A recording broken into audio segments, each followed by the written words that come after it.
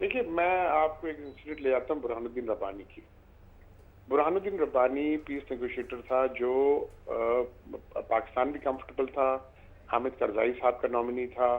اور امریکنز بھی کمفرٹیبل تھے, اور ایون دو طالبان ان کو فلی ٹرسٹ نہیں کرتے تھے, وہ ان کے ساتھ بات کرنے کے لیے تیار تھے. اب آپ سوچیں حامد اقبانی کو کس نے مروا دیا؟ ٹھیک ہے, کس کا انٹرسٹ تھا کہ یہ کشیدگی رہے؟ جب تک یہ کشیدگی رہے گی, یہ پاکستان کے اوپر پریشر رہے گا, پاکستان کی فورسز انگیج رہیں گی, اور نیچرلی یہ ایک ہی انٹرسٹ ہے, وہ بھارت کی انٹرسٹ ہے. بھارت اس کے اندر ملوث ہے. بلوچستان کے اندر تو بڑا کلیئرلی آپ نے دیکھا کہ برہم بورتی کو کتنے مہینہ وہ رکھتا رہا اپنے ایمبیسی کے پاس یا ایمبیسی کے اندر, مجھے پتہ نہیں ہے, لیکن ڈیفینیٹلی ان کی سپورٹ تھی, اور ابھی بھی جو وہ سوئٹزرلینڈ میں ہے ان کے سپورٹ کے ساتھ ہے. تو ڈیفینیٹلی بھارت کی انٹرسٹ ہوگی کہ جب تک افغانستان میں یہ انسٹیبل رہے تو پاکستان اس سے بائی ایکسٹینشن انسٹیبل رہتا ہے, اور پاکستان کی فورسز وہاں انگیج کر رہتی ہیں. تو یہ بڑا اسٹریٹجک چال ہے, اور یہ اسٹریٹجک چال رہے گا, اور یہ جب تک افغانستان پیس اور اسٹیبلٹی نہیں آتی پاکستان کے لیے, یہ دشواریاں چلیں گی. تو آپ کو یہ آپ اس کو نظر انداز نہیں کر سکتے کہ یہ ڈیفینیٹلی. اور دیکھیں یہ آئی ایس آئی کے یہ ڈرون کس نے شروع کیا؟ آئی ایس آئی کتنا, یہ رو نہیں ہے, رو آپ لوگ بھول گئے رو کیا کرتا ہے, یا رو یا سی آئی اے یا ایم آئی 5 یا کے جی بی, یہ جتنے بھی انٹیلیجنس ایجنسیز ان کی کاروائیاں ایک ہی ہوتی ہیں کہ اس میں کوئی زیادہ فرق نہیں ہوتا ہے. ہر جو انٹرسٹ ایجنسی ہے اپنے نیشنل انٹرسٹ کے لیے وہ کچھ کرتا ہے کام جو اس کو کرنا چاہیے, اور اس کے اندر وہ کبھی کبھی بولتے ہیں نا کہ جو ایک لائن ہوتا ہے ریڈ لائن, وہ کراس بھی کر جاتا ہے. بٹ بات یہ ہے کہ ہم ابھی بات کر رہے ہیں کہ افغانستان کے اندر پیس اسٹیبلٹی کس طرح آئے گی. افغانستان کے اندر پیس اسٹیبلٹی جب آئے گی جب وہ طالبان کے ساتھ بات کرتے ہیں, طالبان کے ساتھ انگیج کرتے ہیں, اور ایک میننگ فل ڈائلاگ کے بعد وہاں پر ایک پارٹیسپینٹ ڈیموکریسی آتی ہے جو پوری افغان پیپل بولتے ہیں, پورے افغان کے جتنے باشندے ہیں اس کے اندر پارٹیسپیٹ کرے. میں سمجھتا ہوں کہ دیکھیں یہ میری اپنی یہ رائے ہے, میں سمجھتا ہوں کہ افغانستان میں جو ان کی ایک فورس تھی جو ان کو یونائٹ کرتی تھی پہلے, وہ ایک ان کی monarchy تھی کنگ ظاہر شاہ کی, اور وہ جب وہ monarchy سردار داؤد صاحب نے ان کے کزن نے ان کو نکال دیا, اس کے بعد افغانستان کی دشواریاں شروع ہوئیں. میں سمجھتا ہوں کچھ نہ کچھ ان کو کرنا پڑے گا, جو ایک انسٹیٹیوشن monarchy اور جو بھی کانسٹیٹیوشن monarchy اس کو ریوائیو کرنا پڑے گا, جہاں پر تاجک اور ازبیک اور پشتون اور ہزارہ جتنے بھی اس کے نیچے ان کو ساتھ وہ شامل ہو. لیکن نہیں تو یہ کشیدگی جاری رہے گی جی. وہ جب یہ امریکن جس طرح لوگوں نے کہا یہ 2012 میں ان کی فورسز زیادہ ڈس انگیج کریں گی, افغان نیشنل آرمی کی تو کیپبلٹی نہیں ہے کہ اس انسٹرکشن کو روکے, اور زیادہ تر لوگ وہ واپس چلے جائیں گے طالبان کو, یا ناردرن لینڈز پہ چلے جائیں گے, پھر آپ کی سول وار جاری رہے گی. وہ سول وار کے ساتھ پاکستان ڈی اسٹیبلائز رہے گا, پاکستان ڈی اسٹیبلائز رہے گا, وہ انڈین انٹرسٹ میں ہوتا ہے. اچھا اکرام سہگل صاحب, یہاں پہ یہ بتائیے گا کہ اس وقت کس بات کی ضرورت آپ محسوس کرتے ہیں, اور کیا محسوس کرتے ہیں کہ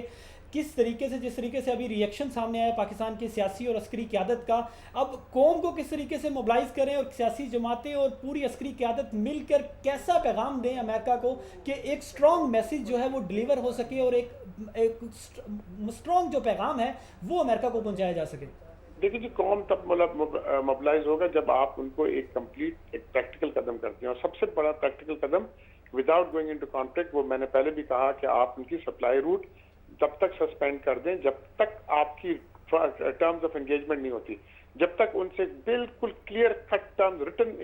آپ کی نہیں آتی کہ یہ ٹرمز آف انگیجمنٹ ہے, آگے یہ ہوں گی, آپ جو بھی آپ ہمارے ساتھ ایڈ ٹریڈ جو بھی کچھ کرنا ہے یہ کلیئر کٹ ہمارے ساتھ ایک ٹرمز آف انگیجمنٹ. ابھی آپ کا کچھ بھی ریٹرن نہیں ہے, وہ ڈرون کا حملہ کر لیتے ہیں, وہ بارڈرز آپ کی کراس کر لیتے ہیں, ان کی آپ کی انٹیلیجنس ایجنسیز یہاں کام, کچھ آپ کے پاس لکھت پڑھت کچھ نہیں ہے. جب تک وہ ٹرمز آف انگیجمنٹ کلیریفائی نہیں ہوگی آپ کی قوم موبلائز نہیں ہو سکتی, اور آپ کی قوم اس لیے نہیں موبلائز ہو سکتی کیونکہ آپ کے لیڈرز جو ہے وہ پبلک میں کچھ اور بولتے ہیں, پرائیویٹ میں ان کی جائے کچھ اور بولتے ہیں. دیکھیے امریکہ کی سب سے بڑی پرابلم یہ ہے کہ امریکہ کیمپ فورورڈز کی بات سنتا ہے, وہ جب آ کے انگیج کرتا ہے پاکستان میں تو ان کی لوگوں کی سنتا ہے جو ان کو کاکٹیل سرکٹ پہ ملتے ہیں. یہ لوگ جو ہیں ان کے وہ جاتے ہیں شراب پینے کے لیے, اور شراب پی کے وہی بات کرتے ہیں کہ وہ سننا چاہتے ہیں, اور اگر وہ بات ان کی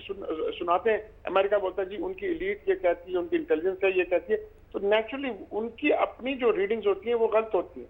جب تک امریکہ کو بھی چاہیے کہ ان کو ریچ آؤٹ کرے اور دیکھے یہاں پر کیا ریالٹی ہے, لوگ کیا سوچ رہے ہیں, کیا ایکچولی ہے, لوگوں نے کیا قربانیاں دی ہیں, لوگوں کو کیا احساس ہے. کوئی آدمی یہاں پر دہشت گردی کے بولتے ہیں فور نہیں ہے, سب دہشت گردی اگینسٹ ہے, اور وہ بھی امریکہ کا انٹرسٹ ہے. جب تک امریکہ یہ ریئلائز نہیں کرے گا کہ ہماری ایک گریٹر ماس جو ہے وہ ان کے ساتھ ہے اس جنگ میں, لیکن ہمارے long term strategic interest different اس لیے ہوں گے, ہم نے یہاں رہنا ہے, اس ریجن میں رہنا ہے, اس علاقے میں رہنا ہے, اپنے لوگوں کے ساتھ رہنا ہے, اور وہ یہاں سے 1 سال 2 سال 3 سال میں یہاں سے چلے جائیں گے. جی بالکل بجا فرمایا اکرام سہگل صاحب, ہمیں وقت دینے کا بہت شکریہ. ناظرین, جیسا کہ رابعہ ابھی ہم بات کر رہے تھے اکرام سہگل صاحب سے اور